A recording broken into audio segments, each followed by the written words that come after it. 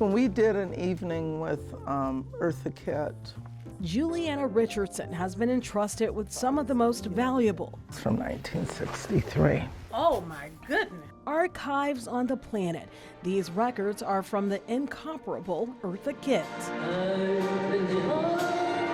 Kitt kept just about every news article she was named in. She was very organized. We still have to take possession of about 100 more albums. So we've digitized all this. Richardson is the creator of HistoryMakers, a nonprofit rooted in telling stories of Black people that have arrived into prominence. That was a family suitcase, and this is important because Charles Duke, he's the first Black to graduate from Harvard University in engineering in 1903.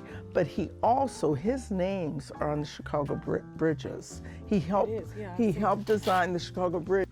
Hidden away in Chicago's South Loop, behind unassuming doors, lies a national treasure. We have John H. Johnson, we have Colin Powell, we have Harry Belafonte, we have Nikki Giovanni and Sonia Sanchez and Maya Angelou and Barack Obama when he was Illinois State Senator.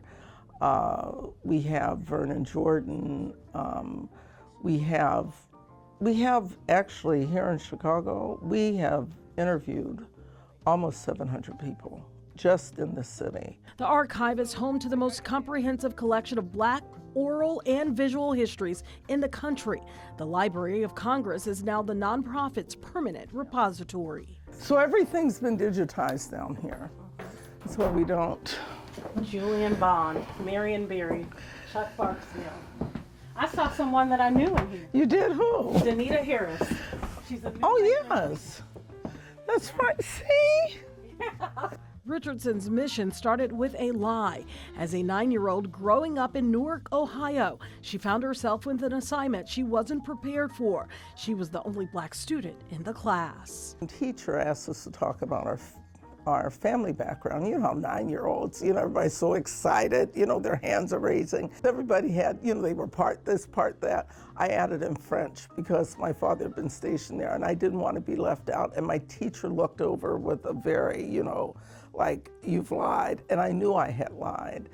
And so that feeling of not knowing and not really feeling like I belonged stayed with me. Since its founding 25 years ago, HistoryMakers has captured over 3,800 first-hand accounts, traveling all across the country and beyond. On average, it costs about $6,000 for each interview. Donations keep it going. We're shipping back to a man named John Atchison in New York. Preserving the voices of Black pioneers in politics, art, science, and culture. I had tons of information about his life, and it's in photos and letters and awards and documents. Like Minnie Riperton was one of his clients. Richardson's team has painstakingly digitized letters, photographs, and audio recordings. HistoryMakers are recommended through a committee or nominated by a past history maker, sorted by location, and if the team is visiting the state or country at that time, a questionnaire is sent, and then the history maker sits down for a video recorded interview that can last up to 7 hours. For the first time ever, Richardson is becoming a history maker. On the same stage where Danny Glover interviewed Harry Belafonte in front of a packed crowd at the Art Institute of Chicago. That's when the nonprofit started. It was 90% funded because of the live recordings. This time, Richardson is telling her own story that will go in the archives. Back then, you could not get hired as an entertainment lawyer. Not being a Black female was not even possible, even out of Harvard Law School.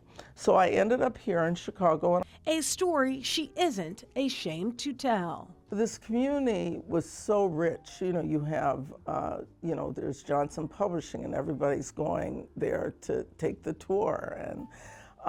And then there is, the Defender, the Chicago Defender, and then there's George Johnson, who just wrote a book, and that's Afro Sheen. Now she becomes part of the very legacy she built, a history maker herself, in a time where Black history is under attack. The HistoryMakers archive stands as a testament to resilience, a living, breathing record of truth preserved forever. We're now in 205 colleges and universities around the country. I'm just excited. I mean, we're in these, more complicated times where there's attack on the teaching of Black history, and sometimes when you're in a place like Chicago, you forget what the other world, other parts of the nation are doing. Tia Ewing, Fox 32, Chicago.